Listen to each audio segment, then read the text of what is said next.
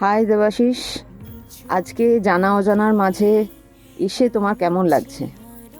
আমার খুব ভালো লাগছে, খুব এক্সাইটিং লাগছে। তার কারণ অনেক দিন বাদ আবার গলার কাজ করছি, মানে ভয়েসের কাজ করছি।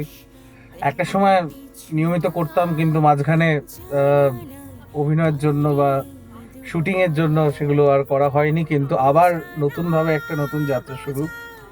আহ, তো আজ আমি এখানে দুটো গল্প পাঠ করলাম। একটা হচ্ছে পুরানো বাড়ি, ষষ্ঠীপদ চট্টোপাধ্যায়ের।